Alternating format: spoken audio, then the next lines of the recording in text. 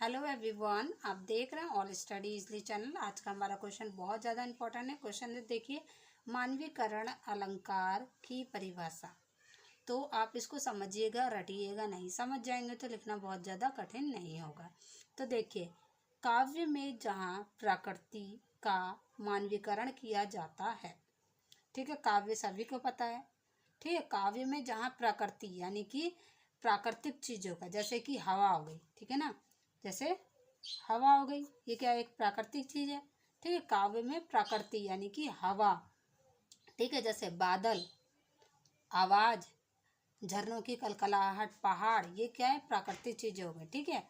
का मानवीयकरण है, मानवीयकरण जैसे कि गाना, ठीक है ना, जैसे कि गाना, जैसे कि कहा कि हवा गाना गा रही है। अब देखिए उसमें क्या मानवीयकरण यानी कि मानव की भावनाएं छुपी हैं, ठीक है ना। मानव ने गाना गाया, मानव ने कहा, क्या कहते हैं कि हवा गाना गा रही। क्या प्रकृति की चीजें गाना गाती हैं। हवा क्या गाना गाता है, बादल क्या झूम झूम के आते हैं, नाच नाच के आते हैं, क्या पहाड़ गीत सुनाते हैं।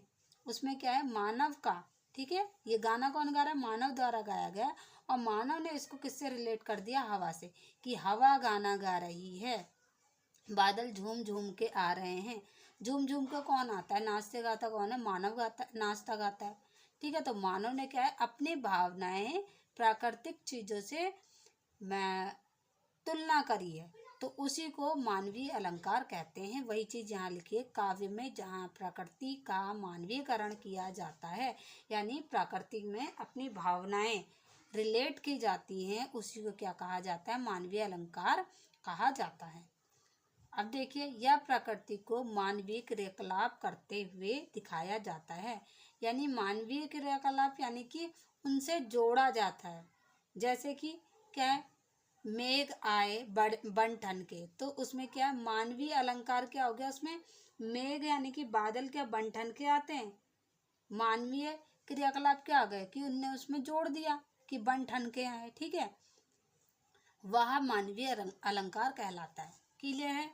अब देखिए, आप दूसरी परिभाषा क्या लिख सकते हैं, जब प्राकृतिक चीजों में मानवीय भावनाओं के होने का वर्णन हो, तब उस रचना में मानवीय अलंकार होता है, जो अभी मैंने बताया।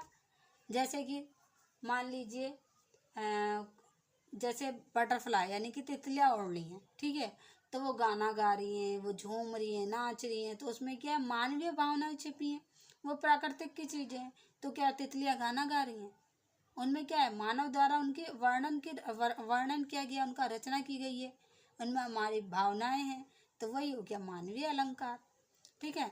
उदाहरण के तौर पर समझिए, जैसे मेघ आए बंठन सावर के, जैसे मेघ यानी कि बादल क्या बंठन के आते हैं, क्या वो सवर के आते हैं, नहीं, वो हमने सोचा है, हमने सोच के बोल दिया कि मेघ क्या बंठन के आते हैं, ठीक है। फिर देखिए, सागर के उस पार नाच नाच करती हैं लहरें मधुगा। सागर के उस पार क्या है, जो लहरें हैं वो नाच रही हैं और गाना गा रही। क्या सागर कभी नाचता है, क्या गाना गाता है, वो क्या है हमारी मानव यानी कि हम लोगों की, इंसानों की क्या है भावनाएं हैं, जो क्या है उससे मिल रही हैं, यानी कि उससे संबोधित किया जा रहा है। कौन कर रहा है, जो काव्य लिखते हैं। काव्य कौन लिखते हैं, कवि लोग लिखते हैं। ये होता है मानवीय अलंकार। आई होप आपको समझ में आया होगा, पसंद आया। प्लीज़ चैनल को सब्सक्राइब करें और बेल आइकन जरूर दबाएं चैनल आने वाली वीडियोस के लिए। Thank you. अब हम नेक्स्ट वीडियो में मिलेंगे।